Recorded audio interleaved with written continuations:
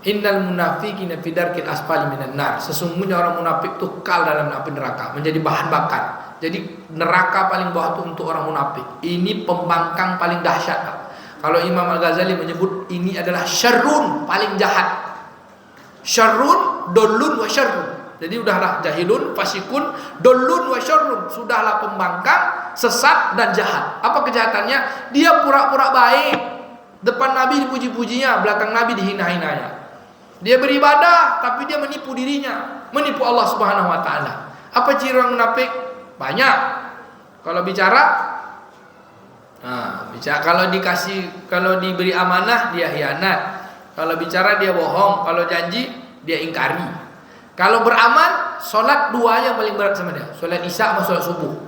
Kata Nabi SAW, inna asqala salatan 'alal munafiqin salatul isya wa salatul fajar. Sesungguhnya solat paling berat bagi orang munafik dua solat. Satu solat isya, satu solat subuh. Apalagi ciri orang munafik dalam beramal? Kalau minum air zam-zam, orang munafik kata Nabi SAW kalau pergi haji, kalau minum air zam-zam, kalau orang beriman minumnya sampai kenyang. Kalau orang munafik sekedar aja. Dan ada syarat seperti ini. Kalau orang munafik itu minum air zam-zam mual. Makanya tidak suka orang munafik. Dalam beramal mereka menipu diri mereka sendiri.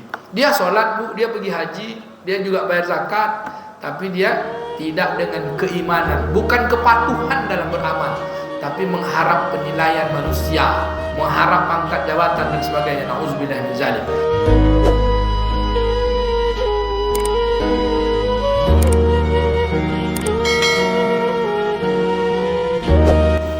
Assalamualaikum warahmatullahi wabarakatuh.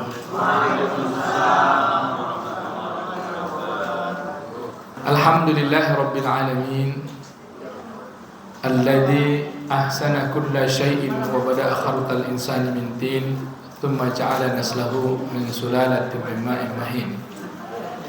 Asyhadu an la ilaha illallah al-malikul haqqul mubin wa asyhadu anna Muhammadan 'abduhu wa rasuluhu shadiqul wa'dil amin. Allahumma salli wa sallim ala sayyidina wa nabiyyina Muhammadin wa ala alihi wa sahbihi ajma'in wa man tabi'ahum bi ihsanin ila yaumiddin. Allahumma bika amsayna wa bika nahya wa bika namut wa ilaikal masir. Amsayna ala fitratil Islam wa kalimatil ikhlas wa ala dini nabiyina Muhammadin sallallahu alaihi wasallam wa ala millati abina Ibrahim hanif wa makana minal musyrikin. Allahumma inna nas'aluka khaira hadhihi al-lailah wa khaira ma ba'daha wa na'udzu bika min syarri hadhihi al-lailah wa syarri ma ba'daha. Amin ya rabbal alamin. Yang saya muliakan para alim ulama, cerdik pandai, pemuka masyarakat, pengurus shalah Babus Salam, Pak Imam kami, ayah-ayah, bunda-bunda, abang-abang, kakak-kakak, adik-adik, ada anak-anak ustaz juga. Yang besar tak dapat saya himbau gelar, yang kecil tak dapat kami panggil nama, mohon maaf. Semoga kita semua senantiasa dalam keberkahan di setiap urusan dari Allah Subhanahu wa taala. Senantiasa pula diberi kesehatan. Senantiasa pula dari segala urusan kita dirahmati, dan senantiasa pula salah silap kita diampuni. Selagi hayat di kandung badan, semuanya menjadi amal baik yang menjadi bekal ketika kita menghadap Ilahi. Amin ya rabbal alamin. Seperti doa Nabi SAW, Allahumma ja'alil hayatan ziyadatan li fi kulli khair wa ja'alil mautan rahatan li min kulli syarr. Ya Allah, jadikanlah hidupku ini adalah tambahan amal kebaikan, dan jadikan kematianku sebagai penutup dari segala keburukan. Mudah-mudahan Bapak Ibu bisa mengulang-ulang doa ini. Boleh kita baca sama-sama. Allahumma ja'al hayatan ziyadatan li fi kulli khair wa ja'alil mautan rahatan li min kulli syarr. Ulang Bu. Allahumma ja'al. Ya Allah. Bapak Ibu yang dimuliakan Allah Subhanahu wa taala, syukur kita pada Allah dengan segala ketetapannya dengan ucapan alhamdulillahirabbil alamin. Mudah-mudahan kita terus bersyukur di atas ketetapannya, karena tidak ada satupun di muka bumi ini yang kebetulan. Ya Pak Bu, kita ubah kata-kata kebetulan kita jadi kesyukuran. Itulah dia alhamdulillah rabbil alamin. Selanjutnya bersalat dan salam kita pada baginda Nabi dengan ucapan Allahumma shalli ala sayyidina Muhammad wa ala ali sayyidina Muhammad. Bersalam dengan penuh penghormatan, assalamu alayka ya Rasulullah. Ngaji kita malam ini masuk bab ketiga. Pengantar yang kemarin, bab pertamanya pengantar. Bab keduanya adalah, sesi keduanya adalah mengenal nafsu manusia. Masih ingat Pak nafsu manusia? Dibagi tiga ya. Secara umum dibagi empat oleh Imam Al-Ghazali. Dalam kitab Imam Ibn Rajab Hambali dibagi tiga saja. Yang pertama nafsu amarah, nafsu yang merintah. Yang kedua nafsu lawwamah, nafsu yang kadang-kadang diperintah, kadang-kadang mau memerintah. Kadang-kadang mau diperintah, kadang-kadang merintah. Ada penyesalan kalau buat salah. Lalu baru nafsu mutmainnah. Apa itu mutmainnah? Diambil dari kata tumanina, tenang, patuh.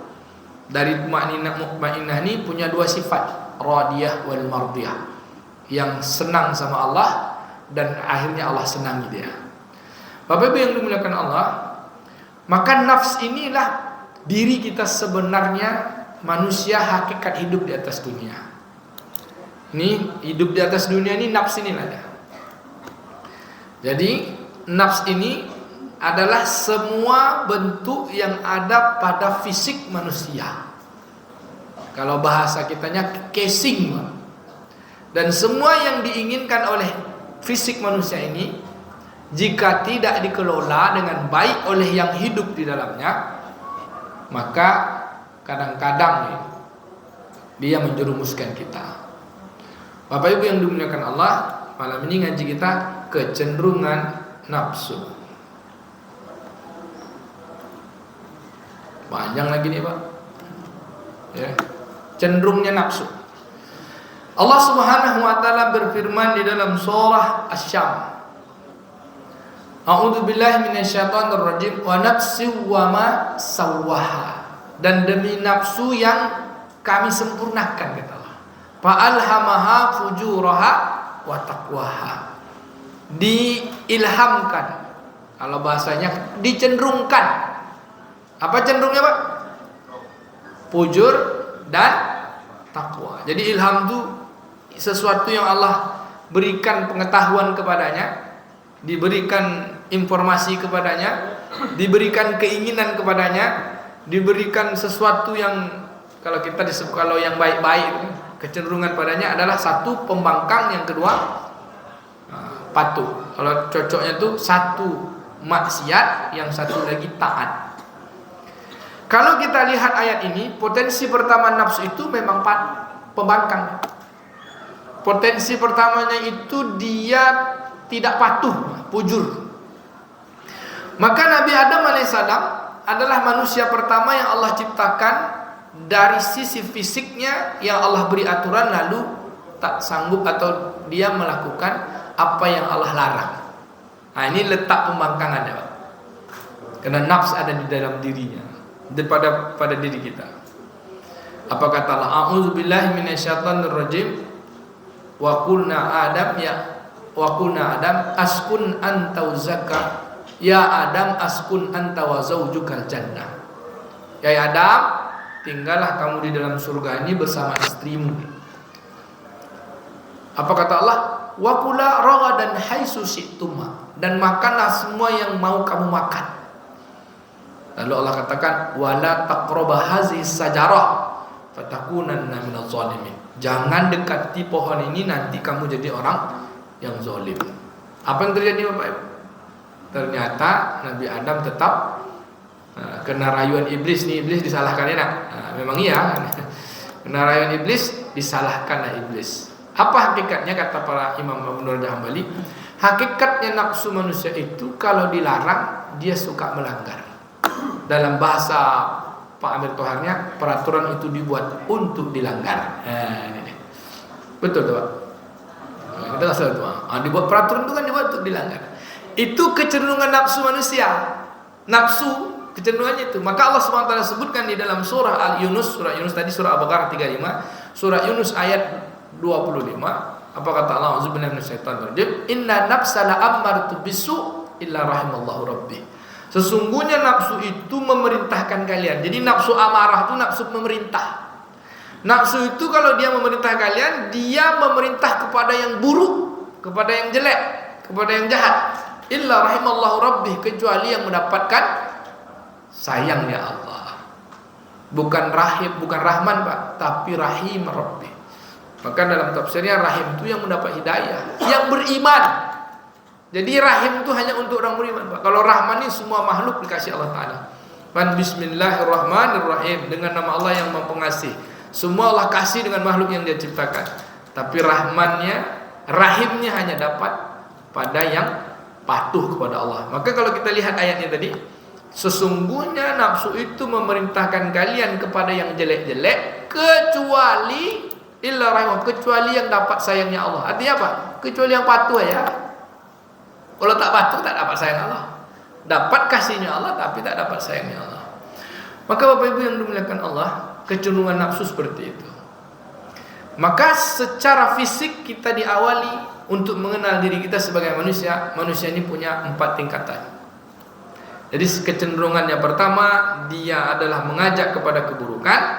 Itulah tingkatan pertama. Secara fisik manusia itu disebut dengan bashar. Di dalam Al-Quran itu ada 4 manusia disebut Allah Ta'ala. Pertama bashar. Apa itu bashar Pak? Manusia juga. Ada nas, manusia juga. Ada insan, manusia juga. Ada Bani Adam, manusia juga. Lalu apa bedanya? Bapak Ibu ini kira-kira bashar, Bani Adam, insan atau nas Pak? Pak Zwardi. Kita ini semuanya lah. Semuanya kita. Nabi katakan a'udzubillahi minasyaitonir rajim. Nabi nih Allah Taala berfirman, suruh Nabi katakan. Apa kata Allah? Kata Allah Taala, "Qul innama ana basyarum mislukum yuha ilayya annama ilahukum ilahu wahid." Katakanlah wahai Muhammad, aku nih sama seperti kalian. Basyar juga, cuma yang bedakan aku diberi wahyu. Nah, kalau kita tidak diberi wahyu. Bapak Ibu, apa itu bashar? Manusia dalam konteks nafsunya yang bashar itu adalah manusia dalam konteks biologi. Kalau bahasa Minangnya mancilok. Tahu Pak mancilok? Apa itu Pak? Itu dia. Kalau bahasanya Mas Bambang itu mangan turu ngisik jelek duit minta pangan Pak. Ngerti Pak? Mangan turu ngisik jelek duit minta pangan. Itu Pak Amir Tohar aja ngerti itu. Itu kerjanya nafsu, mancilok. Dan nafsu ini ujung-ujungnya apa Bapak Ibu? Kata Imam Al-Ghazali, kata Imam Rajah Hambali, ujung dari bashar ini semuanya o'ok. Maka Nabi Adam AS ketika di dalam surga itu fungsi basarnya itu yang tergoda. Kan tak boleh makan nih. Yang semua lain makan, yang makanan yang lain itu semuanya di dalam surga itu tak ada najis Bapak Ibu. Dalam surga itu kalau makan dia akan jadi keringat. Tapi gara-gara makan buah kuldi, sesaklah perut keduanya. Kan Allah katakan tuh, maka terbukalah pakaian di antara keduanya. Bukan dia berzina. Ada orang bilang, oh Nabi Adam berzina, tak tahan menahan selera. Kan Allah larang. Dia sama istri, boleh aja lah. Kan dah jelas tuh. Wakulna Adam, apa kata Allah? Wakula ragadan, makan semuanya. Artinya yang berkaitan dengan makanan kan. Makanlah semuanya. Hai susit tuma, wala taqraba zina. Pohon ini jangan ya dekati ya. Jangan kan makan dekati tak jangan. Maka datanglah iblis katakan, Adam kenapa kau tak boleh dekati pohon ini? Karena Allah Ta'ala punya rencana kau dikirim ke dunia. Kalau kau makan pohon ini, buahnya sajaratul khuld, ini pohon-pohon kekal. Engkau akan terus berlama-lama di surga ini. Nah, di dunia tak enak, lagi dimakanlah buah itu. Akhirnya apa? Terbuka pakaian. Orang kalau buka pakaian habis makan apa? Pergi Maka Imam Ibnu Katsir sebutkan, maka Nabi Adam kena tak tahan menahan bashar makannya tadi. Akhirnya pergi lah. Mana ada tempat di surga? Pergi di dunia. Maka dunia nih bagi manusia hidup dengan nafsunya, kerjanya cuma Apa urusan nafsu bab 3 ya? Makan, irit, lalok kan itu kan. Kata ulama 3. Semua yang dia cari dengan nafsunya adalah makanan. Mana Pak? Cari makan. Mana Pak? Sibuk kerja. Apa? Cari harta. Mana Pak sibuk memperjuangkan jabatan. 3 ini aja Pak dunia. Beginilah kita keluar dari masjid, keluar dari rumah. Yang kita cari makanan, yang kita cari harta, yang kita cari jabatan. Konteksnya makanan di biologi, harta adalah keinginan juga bagian dari biologi kita, jabatan secara sosial, bahkan masuk pada konteks psikologinya atau menurut keinginan kita secara psikologi sosialnya, tapi bukan keinginan teologi. Teologi nanti urusannya adalah agama, din. 3 perkara ini semuanya ujungnya, kata Imam Ibnu Rajab, ujungnya jadi sampah. Yang dimakan apa? Jadi kotoran. Yang dicari harta jadi apa, Bu? Jadi rongsokan. Yang jabatan jadi mantan kepala dinas, mantan bupati, mantan semua. Ada enggak yang kekal? Tak ada. Maka keluar rumah nih kata ulama itu urusan nafsu. Keluar rumah masuk WC sama tuh Pak. Apa cara? Keluar masjid sama tuh. Keluar masjid, keluar rumah masuk WC sama tuh. Apa tanda samanya? Keluar dari tempat itu dimulai dengan kaki kiri. Keluar masjid kaki kiri kan? Masuk WC kaki kiri enggak? Nah, sama. Keluar masjid kaki kiri, masuk WC kaki kiri. Keluar rumah kaki kiri. Jadi hakikat yang di luar sana tuh kiri-kiri aja semua. Kalau tak balik lagi ke sini, maka dia habis seperti aja. Maka kata Imam Al-Ghazali juga menyebutkan, semua dunia ini berkesudahan cuma dengan 2 saja. Satu sampah, satu bangkai. Itulah keinginan nafsu itu Pak. Kenapa? Karena nafsu itu juga dia ujungnya jadi bangkai. Ini bangkai aja nih, bashar, biologis. Tapi kita mesti mendapatkannya. Maka dia mesti dikelola, diatur. Kecenderungannya hanya keinginannya saja atau hanya yang menciptakannya. Baik Bapak Ibu yang dimuliakan Allah. Ini potensi pertama, yaitu cenderung itu bangkang. Dia mau selera dia aja. Yang kedua, manusia disebut dengan nas. Apa itu nas? Makhluk sosial. Jadi yang satu bashar, makhluk biologi Pak. Yang satu lagi nas. Apa itu nas Pak? Makhluk sosial. Makhluk sosial apa Bu? Kita, satu orang di antara kita tak bisa hidup tanpa orang lain. Bukan bergantung. Kalau bergantung hanya sama Allah. Kita tak bisa melakukan sesuatu tanpa orang lain. Saya tak bisa ceramah kalau tak ada orang dengar yang menyediakan mic gitu. Bapak tak bisa makan kalau tak ada nelayan yang mencari ikan. Bapak tak bisa makan kalau tak ada petani yang tanam padi. Jadi kita ini saling saling berbagi. Itulah Allah ciptakan kita ini punya posisi masing-masing. Dalam konteksnya tak ada manusia yang hebat. Nah mulai masuk dia sosial nih. Tak ada yang hebat. Siapa yang hebat? Mana yang hebat nelayan daripada presiden? Semakin Allah Subhanahu Wa Taala lihatkan orang dengan jabatan yang tinggi, semakin Allah lihatkan dia kelemahannya Pak. Apa kelemahannya? Dia perlu orang banyak untuk nolong dia. Tak bisa dia mengerjakan sesuatu. Presiden bisa dia mengerjakan sesuatu Pak? Tidak bisa. Oh tak ada menterinya sampai ke RT bawah. Dan orang yang paling rendah jabatan Allah kesik amanah bentuk kekuasaan, harta, pangkat, jabatan di dunia ini paling rendah posisinya, paling kuat ikatannya kepada Allah. Karena dia tak berharap sama makhluk. Paling miskin, paling susah, paling menderita. Itu dia tak ada bergantung sama orang. Paling dekat dia sama Allah Ta'ala. Kalau dia sadar. Tapi orang makin tinggi pangkat jabatannya, kalau dia tak sadar, dia merasa dia paling besar, pada dia paling tak berdaya. Karena dia perlu orang lain. Tapi karena itu pula Allah besarkan dia. Kalau sadar dalam ketidakberdayaannya itu kembali kepada Allah, maka yang paling tinggi itu akan dapatkan kemuliaan. Maka imamun adilun itu akan masuk surga duluan. Karena dia bukan apa-apa dan bukan siapa-siapa. Karena dia banyak ujian dalam kehidupannya. Baik Bapak Ibu yang dimuliakan Allah. Lalu yang ketiga, manusia disebut dengan insan. Apa itu insan? Manusia yang punya tanggung jawab.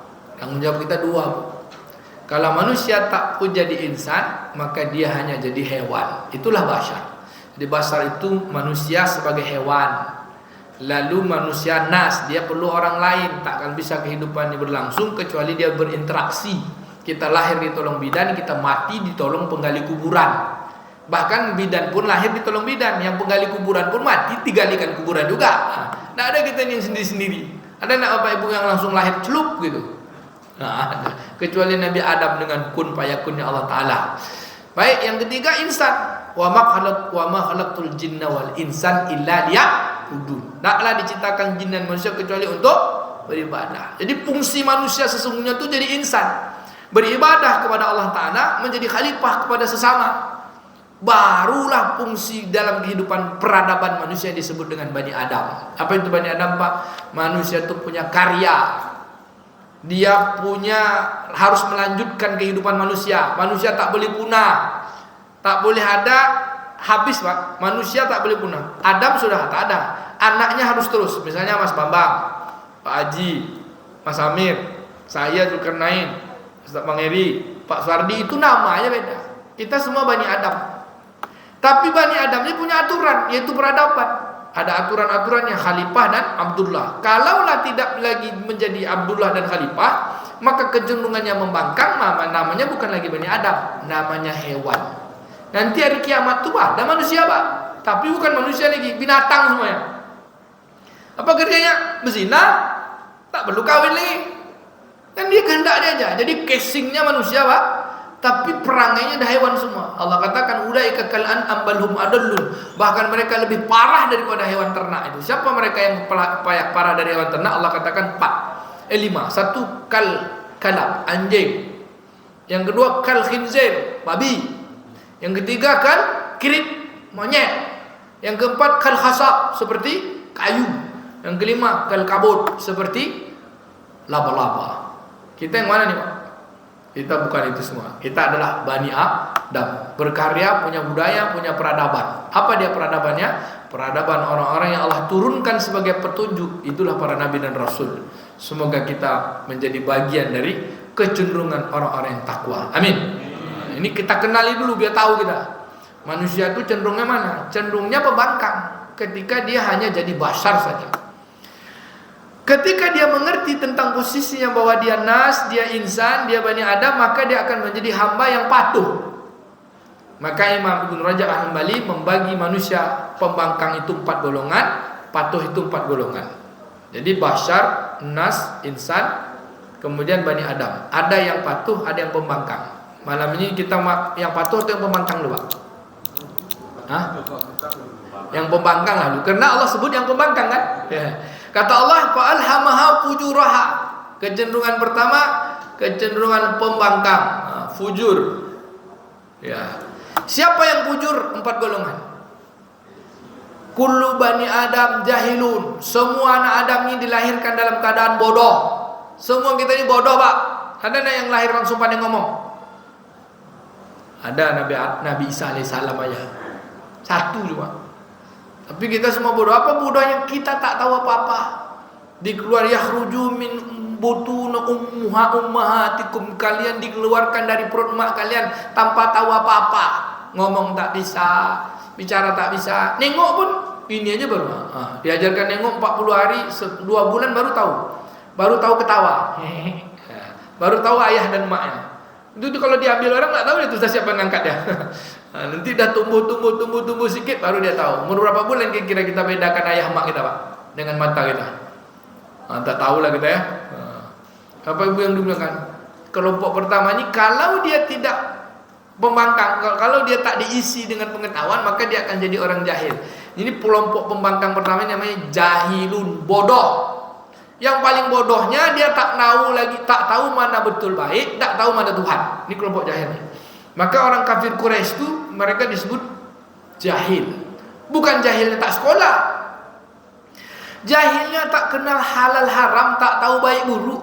Secara ekonomi ketika peradaban sebelum Rasulullah SAW lahir, secara ekonomi bangsa Arab Quraisy itu, Pak, Makkah itu kaya, Pak. Ada namanya Amr bin Luhai. Dia seorang tokoh di Makkah. Kaya, dia tawaf juga, dia haji juga. Tapi dialah tokoh penyesat orang Mekah pertama sekali. Di setelah sekian ratus tahun putuh zaman fatrah, zaman kenabian hilang, tak ada lagi. Mereka beragama, agamanya agama tauhid, agama Nabi Ibrahim alaihissalam. Tapi tak ada ilmu, putus kenabian tuh. Ilmu dah makin yang dilihat hanya orang kaya, orang-orang Arab itu dermawan. Jadi Amr bin Luhai ini pergilah ke negeri Syam. Dia tengok di negeri Syam ada orang sedang beribadah dengan menyembelih patung. Patungnya itu dibuat dari emas, namanya Hubbal. Hubbal ini rupanya di zamannya dia orang soleh. Hubbal ini hab, diambil dikata dikasih, orang dicintai. Hub ya habib. Dua patung, pertamanya Hubbal, patung jantannya Hubbal, patung perempuannya Manat, diambil dari kata rahmat. Yang disayang. Jadi ketika dia lihat, ini bagus juga nih ya, dibawa balik ke Mekah. Karena Hubbal ini penyampai doa, penyampai keinginan. Wahai Hubbal, aku minta kepadamu, sampaikanlah kepada Allah, kayak gitu dah. Kamu kan orang soleh, ngomong Pak sama patungnya. Akhirnya jadi perantara. Kata si Amr bin Luhai, mantap juga nih kata. Dibawanya itu ke Mekah. Karena dia orang kaya, dibuatnya pula patung. Akhirnya orang ikut semua. Dan orang ketika berhaji, dia kasih hadiah maskotnya patung. Jadi sedengan sebentar tersiarlah dakwah batilnya Amr bin Luhai. Akhirnya semua manusia yang pergi haji jadi menyembah berhala. Jadi maskot orang balik haji itu dikasih patung, bukan maskot pon. Ini Amr bin Luhai. Akhirnya rumah-rumah mereka dipasang itu untuk mendapatkan apa? Berkah katanya. Apa yang kena jahilnya? Apa ibu yang dimuliakan Allah? Secara ekonomi mereka maju, secara teknologi mereka maju, bisa buat patung dari emas. Tapi secara pengetahuan mereka tak kenal Tuhan yang sebenarnya. Maka Bapak Ibu yang dimuliakan Allah, ini kelompok pembangkang pertama namanya jahil. Tak tahu, bodoh memang. Tapi kalau dikasih tahu mau berubah. Ini lumayan nih. Ngapa tak puasa, Pak? Awak tak tahu. Puasalah. Tapi orang Islam, oh gitu ya. Puasa deh, Pak. Hilang jahilnya. Tapi banyak juga jahil yang lain kan. Ngapa tak nutup aurat, Bu? Nutup aurat tuh boleh waris ya? Iya. Oh gitu ya. Langsung tutup aurat dia. Ada ibu-ibu tadi tanya sama saya, Ustaz, saya udah pensiun. Kalau katanya kalau udah tua-tua ini boleh buka aurat, Ustaz. Yang harus tutup aurat tuh yang muda-muda aja. Nah, kami yang udah tua-tua ini kan udah keriput-keriput ini masih ada orang naksir lagi. Baca Bu suratnya. Memang dalam surat Al-Ahzab itu disebutkan bagi orang yang sudah ibu-ibu ya, perempuan yang sudah tidak lagi ada keinginan menikah, sudah tidak menstruasi, sudah tidak haid, sudah tak melahirkan, tidak ada keinginan menikah, dia boleh menutup tubuhnya pada bagian-bagian tertentu yang boleh dibuka. Tapi ketika Allah sebutkan dalam surat Al-Ahzab tentang jilbab itu, Allah tak sebut tua muda untuk semua perempuan kan. Hai Abi, kepada istrimu, anak-anak perempuanmu pakailah ini semuanya. Lalu mana yang betul kata dia kan? Yang betul itu tetap menutup aurat. Ini sekarang ibu tak nutup aurat tuh keinginannya apa? Dan tidak ada keinginan untuk memperlihatkan cantiknya. Jadi sekarang ibu-ibu umur 80 tahun pergi keluar pakai ini, nampakkan leher, masih juga gini-gini lagi. Itu tidak sudah.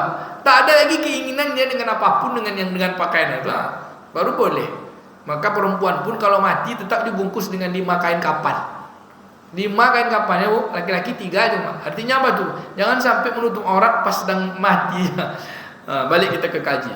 Jadi jahil itu tidak tahu. Apa kata ibu itu tadi? Oh kalau gitu ya Ustaz. Jadi awak kan pagi-pagi ngasih makan kucing nih katanya. Kadang awak tidak pakai daster aja keluar. Nampak security itu. Ibu masih cantik lagi Bu. Oh gitu ya. Kalau gitu gimana Ustaz? Bikin baju khusus kerudungnya untuk ngasih makan pup kucing, membuang pup kucing. Oh iyalah awak buat besok pagi. Itu dia mau, dia patuh. Tapi kalau ngeles dia, kan masih ada. Tuh ngeles tuh tak patuh gitu mainnya.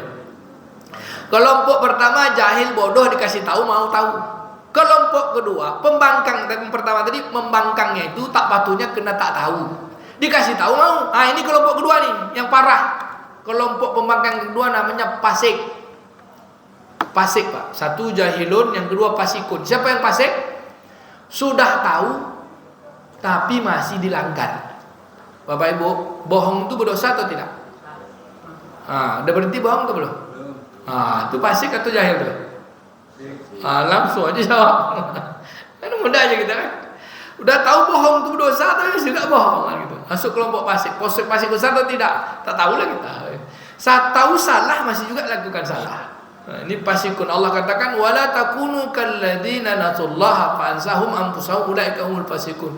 Kamu jangan jadi orang lupa sama Allah. Nanti Allah lupakan sama dirimu. Kalau udah lupa diri kamu nanti fasik. Apa yang lupa diri? Kehendak dia aja yang tahu, kehendak Allah dia lupa. Ngapa kita melakukan kesalahan padahal kita tahu? Karena kita tak sanggup mengelolanya. Kalau bahasanya itu gini, yang haram aja payah apalagi yang halal. Tuh Pak. Ini kelompok orang fasik nih. Walaupun ada iman juga sedikit tapi fasik. Solat di masjid bagus mana dari rumah? Mana bagus solat masjid daripada di rumah? Kata bagus masjid. Apa masih solat di rumah? Ya kan ada dalilnya. Masih kali juga lagi. Banyak kan dalil-dalilnya.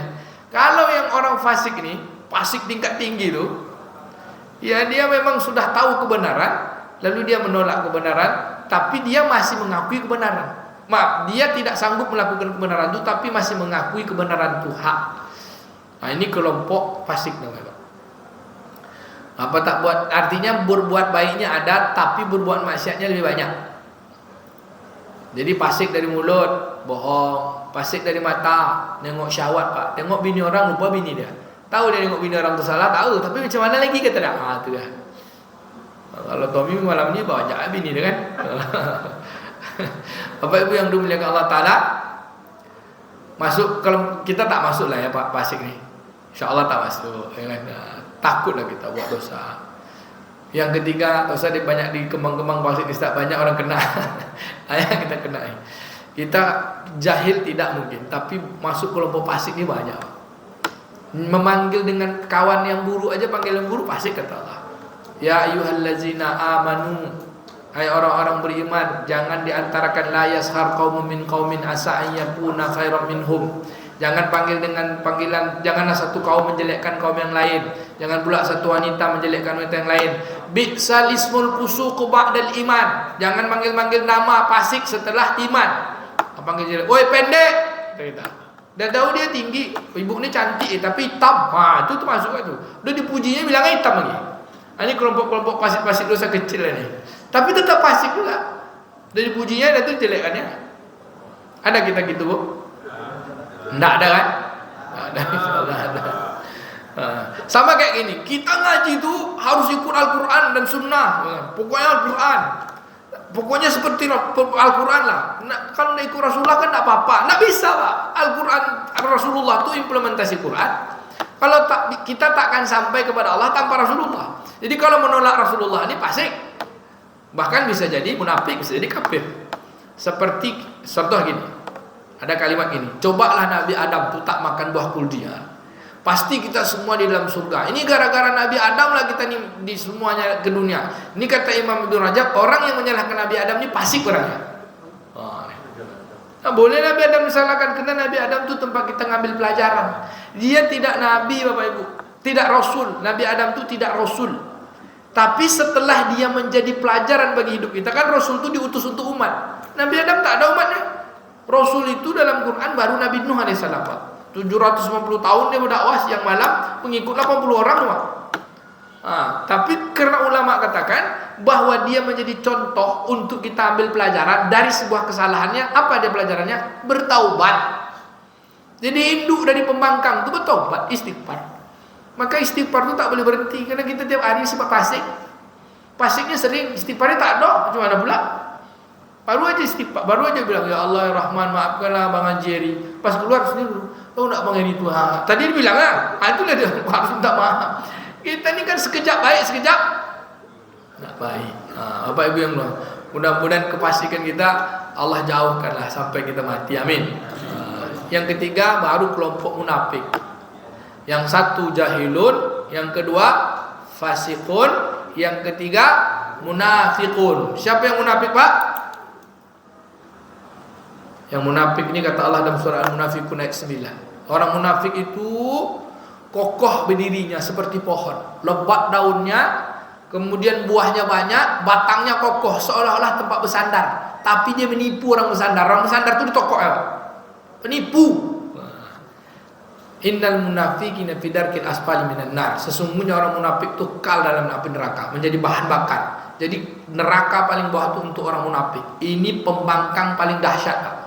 Kalau Imam Al-Ghazali menyebut ini adalah syarrun, paling jahat. Syarrun, dolun wa syarrun. Jadi udahlah jahilun, fasikun, dolun wa syarrun. Sudahlah pembangkang, sesat dan jahat. Apa kejahatannya? Dia pura-pura baik.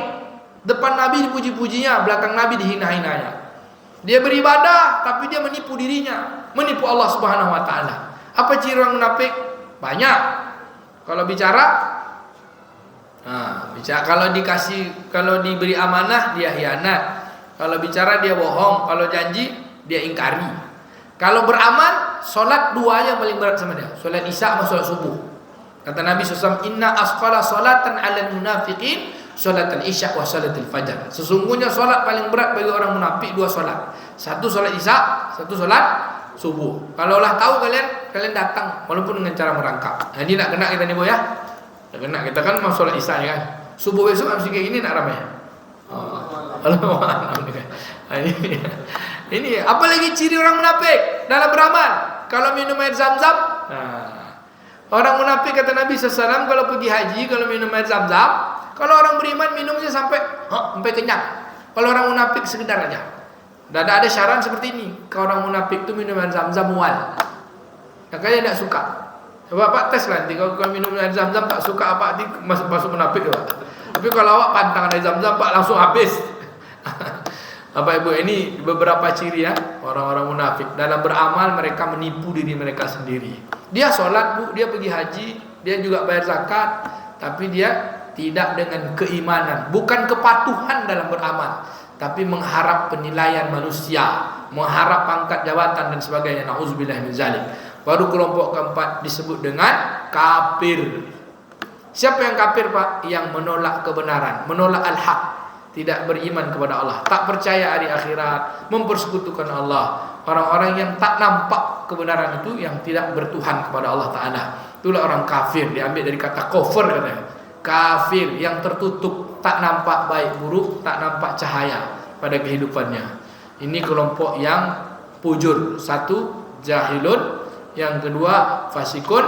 Yang ketiga, munafikun. Yang keempat, kafirun. Mudah-mudahan kita tak masuk yang empat-empat ini. Lalu siapa mereka yang takwa? Empat juga.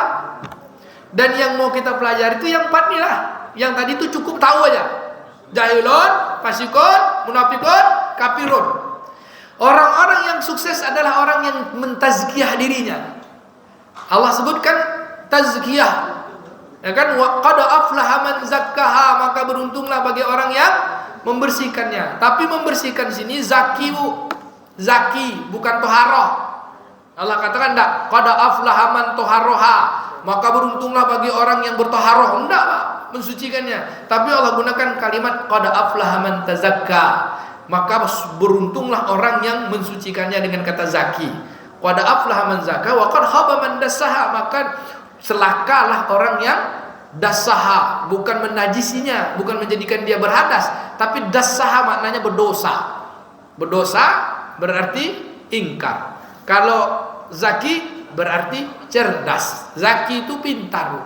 Jadi untuk obatnya nafsu kita nih adalah dengan kepintaran, dengan kecerdasan. Tapi bukan kecerdasan otak, kecerdasan jiwa. Itulah kecerdasan nafsiyah. Sehingga ada ilmunya sekarang disebut dengan apa Bapak Ibu? Emotional spiritual quotient. Macam-macam lah. Padahal ilmu tazkiyatun nafs. Kadang-kadang yang membuat ilmu itu pula yang nafsu rusak. Bapak Ibu yang dimuliakan Allah, siapa mereka golongan yang takwa ini? Empat aja. Ambillah salah satu dari empat ini pasti sukses. Kalau yang empat tadi ambil dari salah satu pasti gagal. Jahilun pasti gagal jadi manusia. Fasikun tambah gagal. Munafikun gagal. Kafirun gagal total. Tapi yang ini empat, yang takwa empat. Satu, kita lanjutkan bulan depan. Selesaikan. Satu namanya muta'allimin. Kalau tadi jahilin, fasikin, munafikin, kafirin. Kalau ini yang pertama muta'allimin atau muta'allimun, orang pembelajar. Kan kalau bodoh lawannya belajar. Apa ciri orang belajar Pak Ibu? Orang belajar kan jarang betul Pak, namanya belajar. Apa cirinya Dinda Farid? Orang belajar kan sering salah, tapi selalu memperbaiki. Apa ciri orang selalu memperbaiki? Kepada Allah senantiasa bertaubat, kepada sesama senantiasa meminta maaf dan memberi maaf. Ini tidak ada kita, ini tak ada. Kita belajar cuma belajar ya. Pagi salah minta maaf lagi, siang salah minta maaf lagi. Sampai kapan kita maaf? Sampai kita mati. Kepada Allah kita terus bertaubat, kepada sesama kita terus minta maaf. Kira-kira masuk tak kita bab pembelajar ya Pak? Ini sampai aku takkan mau minta maaf sama dia, mudah aja tak bisa.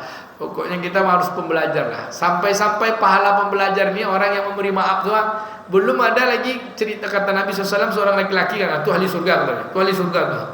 Abdullah bin Umar ikut dia ke rumahnya 3 hari. Tak ada nampak spesial amalannya apa-apa. Tapi ternyata dia orang yang suka memberi maaf. Pokoknya sebelum tidur malam tak ada lagi orang bersalah sama dia. Bisa Pak Ibu? Nah, ini ciri pembelajar. Yang kedua baru muta'allimin, yang kedua muallimin. Bahasa Minangnya malim, Pak. Malim itu diambil dari kata muallim, orang yang berilmu. Apa ilmunya? Dia tahu yang Allah larang, dia tahu yang Allah perintahkan. Yang Allah perintahkan dia sempurnakan, yang wajib, yang Allah larang dia tinggalkan sungguh-sungguhnya, yang Allah suka dia banyak-banyakkan, yang Allah benci, yang Allah cela dia jauhkan, yang Allah belum tetapkan dalam bentuk perkara-perkara secara mahdoh dia jadikan itu ibadah, namanya mubah. Bapak Ibu, yang wajib sempurnakan, yang haram tinggalkan, yang sunat banyakkan, yang makruh jauhkan, yang mubah jadi ibadah. Paham? Apa namanya? Muallim. Dipanggil bahasa Minangnya malim. Malim itu kan ada malim palito, Pak. Orang alim yang memberi cahaya. Yang malim kurang ajar itu cuma satu, malim kundang. Itu pun cuma ada dalam legenda. Masa malim? Malim itu orang muallim. Kalau di kampung saya di Kuansing itu, tuh muallim tuh baru balik ngaji, tapi dia tidak jadi tempat bertanya, Pak. Cuman jadi contoh aja. Bajunya rapi, orang sekolah. Orang belajar dah tamat namanya muallim. Kalau belum tamat namanya masih muta'allim. Baru nanti dia menjadi mujtahid, disebut dengan mufaqihin. Orang yang pakih, paham orangnya. Kalau di Minang dipanggil pakiyah, kalau di Kuansing, di Taluk, di Kampar, di Rohul, di mana-mana dipanggil pokiyah. Apa itu pakiyah, Pak? Mereka menjadi tempat orang bertanya. Sudah paham betul baik, buruk, halal, haram, yang hak, yang batil. Ini pakiyah namanya, Pak. Sehingga dia boleh memutuskan sesuatu, disebut dengan mujtahid, pakiyah. Ini belum baru belajar 3 hadis lah menyesatkan orang. Ini bukan lagi muta'alim ini. Ini jadi orang fasik pula nanti. Bapak Ibu yang dimuliakan Allah, pakiyah ini paham halal haram baik dan buruk, menjadi mujtahid. Dan mereka sering dipanggil dulu datuk gitu. Kalau di kampung tak ada tidak pakiyah lagi, Pak. Tak tahu halal haram, kalau ada pakiyah tak tahu halal haram namanya pakak. Pakak namanya. Yang terakhir Bapak Ibu namanya mu'arrifin. Jadi 4 orang takwa itu, 1 muta'allimin, yang kedua mu'allimin, yang ketiga mufaqihin, yang keempat mu'arrifin. Siapa yang mu'arrif itu? Orang yang bijak. Bicaranya yang keluar tuh 3, 4 aja. Kalau dia berkata untuk menata, kalau dia berujar untuk ngajar, kalau dia bercakap perbaiki yang hilang, kalau dia bertutur untuk mengatur. Kalau dia memutuskan sesuatu, ibarat mengambil rambut di dalam tepung. Tepung tak berserak, rambut tak putus. Kata orang tua-tua kita, kepahamannya pada sesuatu tersurat, tahu yang tersirat. Nah, takilikkan dia iya, tahu jantan batino. Bapak Ibu yang dimuliakan Allah, orangnya hikmah. Bisa saja kelihatannya salah, tapi ada hikmah di balik itu. Itulah orang-orang pilihan. Bapak Ibu yang dimuliakan Allah, kita kelompok mana kita? Kelompok yang takwa, muta'alimin, mu'alimin, faqih, atau mu'arif. Bapak Ibu yang dimuliakan Allah, inilah lapisan-lapisan nafsu manusia dalam konteks jiwanya. Allah Subhanahu wa taala sebut dalam Al-Qur'an, orang yang muta'allimin itu ada lapisan hatinya disebut dengan sadri. Orang yang mu'allimin disebut orangnya yang memiliki hati qalbi. Orang yang faqih memiliki hati namanya fuadi. Orang yang cerdas yang disebut dengan mu'arifin hatinya lubbi. Bagaimana cara supaya kita dapat masuk pada lapisan-lapisan hati seperti itu, jiwa-jiwa yang seperti itu? Maka kita lanjutkan pada pertemuan-pertemuan berikutnya. Kalau kita selesaikan satu buku, tak selesai-selesai, Pak. Malam ini baru kecenderungan nafsu manusia, 1 pembangkang, 1 lagi takwa, patuh. Mudah-mudahan kita menjadi orang patuh, minimal menjadi orang pembelajar terus. Orang belajar tuh kalau salah cepat minta maaf, memperbaiki kesalahannya. Itulah dia hamba yang tawabin. Mohon maaf atas segala kekurangan. Terima kasih segala perhatian. Any question, Pak? Any question? No? No. Thank you very much. Jazakumullah khairan. Kita tutup dengan doa kafaraah majelis. Subhanaka Allahumma wa bihamdika nasyhadu an la ilaha illa anta nastaghfiruka wa natubu ilaik. Wa sallallahu ala nabiyyina Muhammadin wa ala alihi washabihi ajmain. Walhamdulillahirabbil alamin. Bulan depan kita lanjutkan tahapan pembersihan yang pertama agar kita sampai pada puncaknya nafsiyah yang zakiyah insyaallah. Wassalamualaikum warahmatullahi wabarakatuh.